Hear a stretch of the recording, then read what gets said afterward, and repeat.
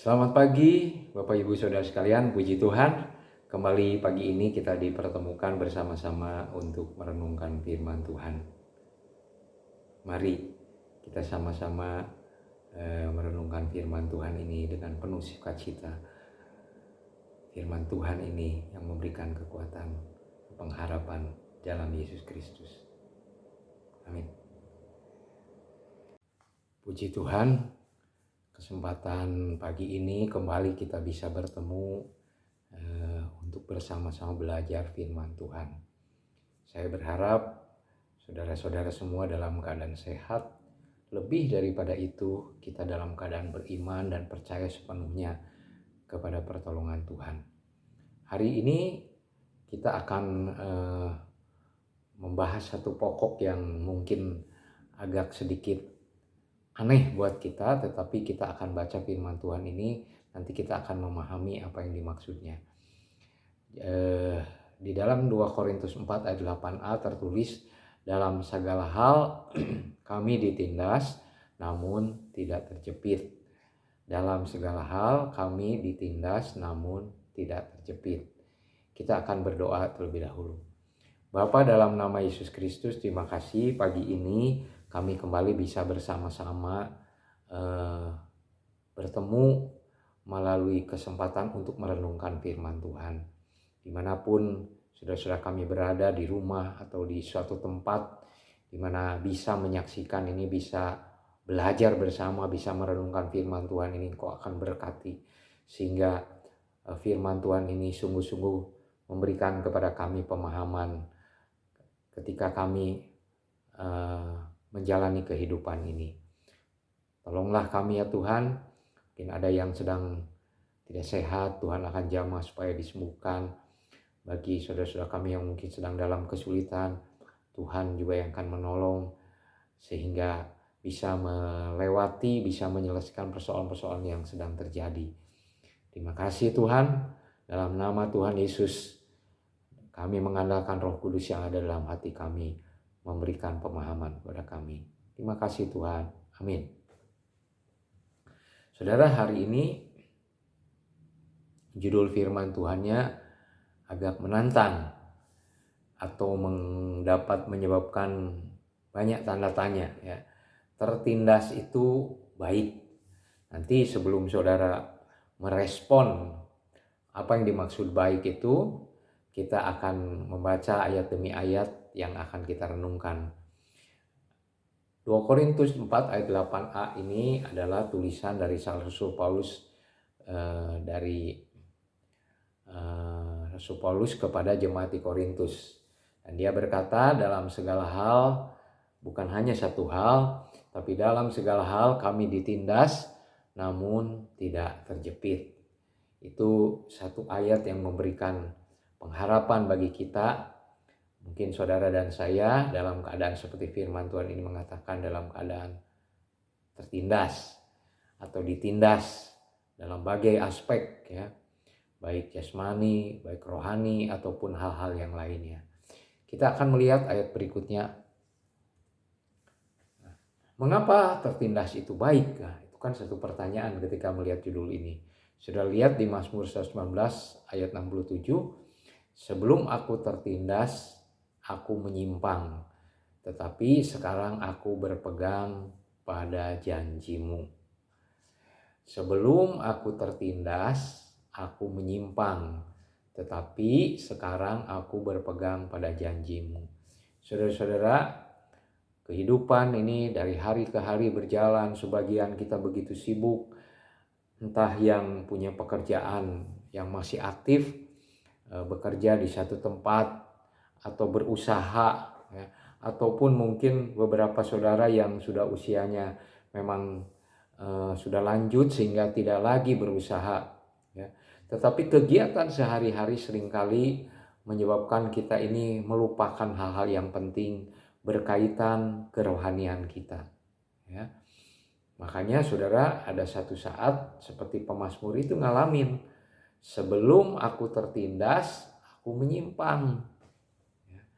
Jadi rupanya mengapa tertindas itu baik? Rupanya kalau kita melihat ayat di sini ternyata tertindas. Ketika kita menyimpang itu kita jadi tertindas. Menyimpang dari apa? Menyimpang dari kebenaran, menyimpang dari firman Tuhan. Kita mungkin ngerasa dengan kehidupan yang sehari-hari terus berjalan seperti tidak ada masalah, ya.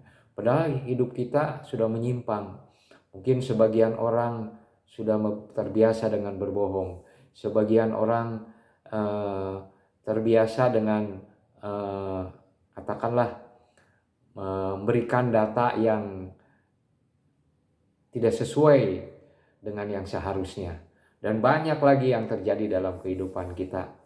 Atau kita menutup-nutupi kesalahan dengan perbuatan baik. Atau kita katakanlah membuat fitnah kepada orang lain. Mungkin pada waktu kita itu menjalankan, kita merasa tidak ada masalah, semua bisa berjalan lancar. Nah, disitulah saudara, kita perlu mengalami apa yang namanya tertindas itu. Kenapa? Karena kita sudah menyimpang. Ya. Firman Tuhan memberikan janji kepada kita, ya, aku menyimpang, tetapi sekarang aku berpegang pada janjimu. Jadi kalau orang itu menyimpang, penyebabnya adalah karena dia sudah tidak lagi berpegang pada janji Tuhan. Karena itu perlu kita mengalami yang namanya tertindas, supaya kita kembali berpegang pada janji-janji Tuhan, bukan kepada prinsip-prinsip hidup kita sendiri atau bahkan prinsip-prinsip yang dunia tawarkan kepada kita. Saudara, kita mungkin suatu kali ada seorang karyawan yang dia membohongi majikannya, dan kemudian akhirnya dia mengalami tertindas, ya. Dia harus mengganti kerugian perusahaan karena dia sudah menggelapkan uang. Bahkan kalau dia tidak menyelesaikan itu, dia terancam dihukum di penjara. Nah, baru saat-saat seperti itu kemudian orang itu mulai diam dan kemudian mulai memikirkan kenapa itu sampai terjadi. Bersyukur saudara kalau saudara menyadari ketika kita itu menyimpang dan ternyata ditindas itu menjadi baik bagi kita. Kenapa? Karena kita kembali lagi kepada janji-janji Tuhan. Mungkin saudara kebutuhan kehidupan ini sepertinya begitu banyak. Pendapatan kita kalau kita hitung-hitung tidak mungkin mencukupi. Nah, kemudian disitulah mulai timbul ide untuk menyimpang, untuk memenuhi kebutuhan kehidupan ini dengan cara sendiri, dengan menipu, dengan membohongi, dengan korupsi. Ya. Dan ketika kita menjalani itu, kita rasa semua berjalan baik-baik saja. Sepertinya kebutuhan kita terpenuhi, padahal itu dipenuhi dari uang dari penipuan atau uang dari hasil korupsi. Ketika orang tertindas, orang berpikir, ya, kita berharap semua ketika dalam keadaan tertindas itu kemudian kita menyadari kalau seseorang sudah menyimpang daripada kebenaran, menyimpang daripada firman Tuhan, dan kembali kepada janji-janji Tuhan. Janji Tuhan ada yang mengatakan pencobaan-pencobaan yang kamu alami adalah pencobaan-pencobaan yang biasa, yang tidak melebihi kekuatan kita semua. Allah itu setia, Dia tidak membiarkan kita dicobai melebihi kekuatan kita.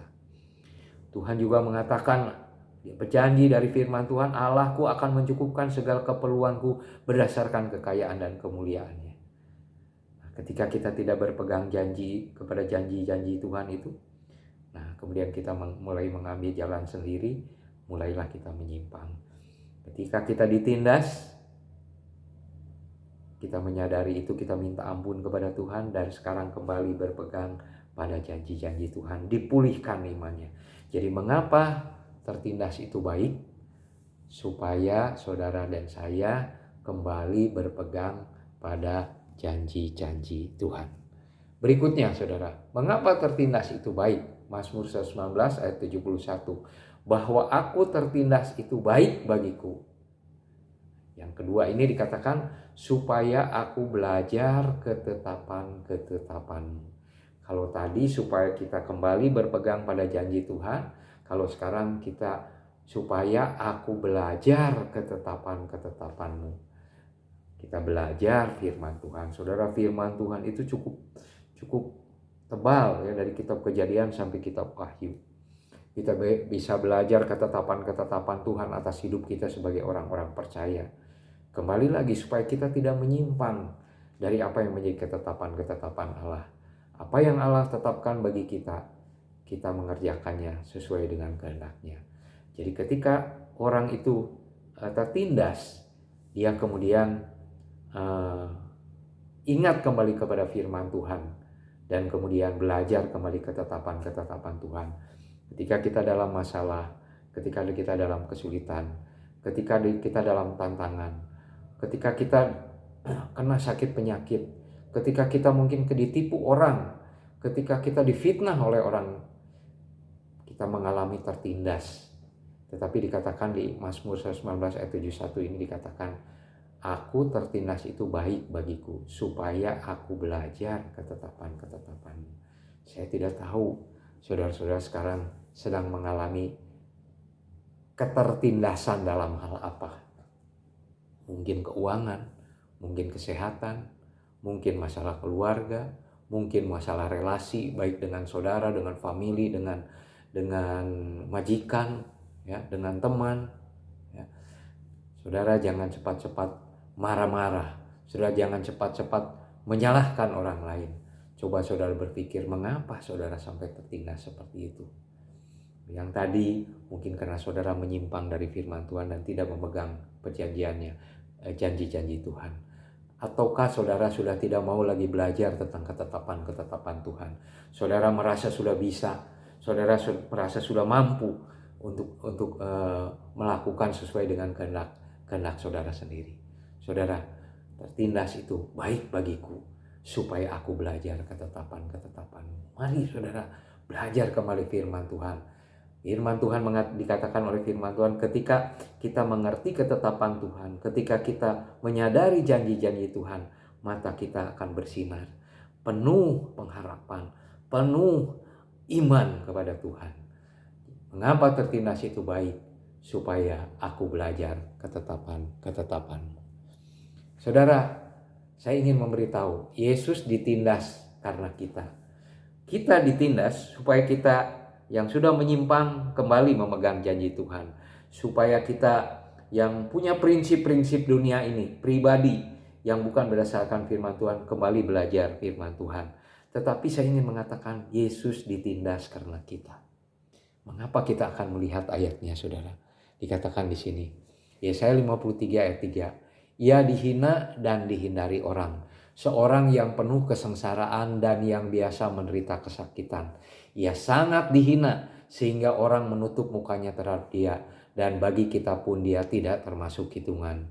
Tetapi sesungguhnya penyakit kitalah yang ditanggungnya, dan kesengsaraan kitalah yang dipikulnya. Padahal kita mengira dia kena tulah, dipukul dan ditindas Allah. Saudara, kenapa Yesus Kristus dikatakan dikira dia kena tulah, dipukul dan ditindas Allah? Padahal dia dikatakan di sini, sesungguhnya penyakit kitalah yang ditanggungnya, kesengsaraan kita yang dipikulnya.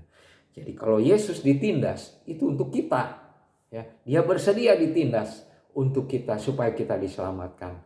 Nah, saudara-saudara, jangan sampai apa yang sudah Yesus lakukan bagi kita itu tidak berharga, karena kita hidup sekehendak kita. Tetapi kita mau kembali kepada firman Tuhan. Ketika kita ditindas, kita berpegang pada janji-janji Tuhan. Ketika kita ditindas, kita belajar firman Tuhan untuk mengetahui langkah apa, keputusan apa yang paling tepat, supaya Tuhan dimuliakan dalam hidup kita. Selanjutnya saudara-saudara, Yesaya 53 ayat 7.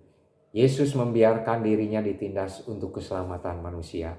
Yesaya 53 ayat 7. Dia, Yesus, dianiaya, tetapi dia membiarkan diri ditindas dan tidak membuka mulutnya, seperti anak domba yang dibawa ke pembantaian, seperti induk domba yang keluh di depan orang-orang yang menggunting bulunya. Ia tidak membuka mulutnya. Mengapa, saudara? Tadi menanggung penderitaan yang seharusnya kita lakukan. kita ditindas karena kita menyimpang. Kita ditindas karena kita tidak lagi berpegang kepada firman Tuhan.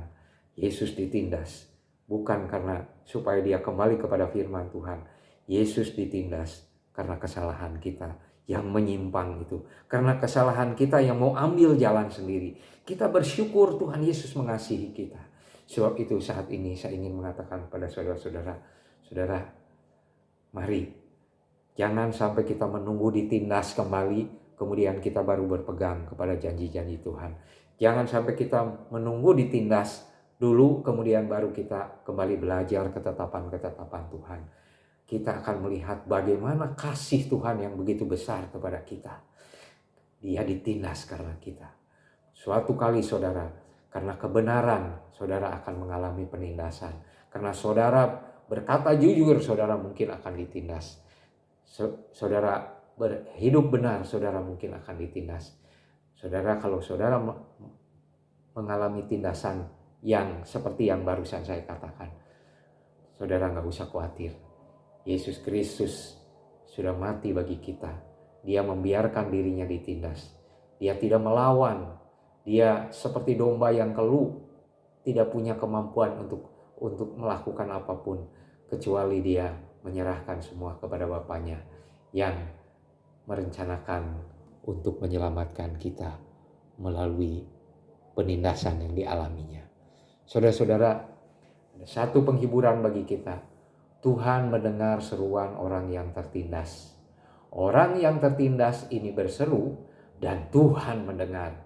Ia menyelamatkan dia dari segala kesesakannya.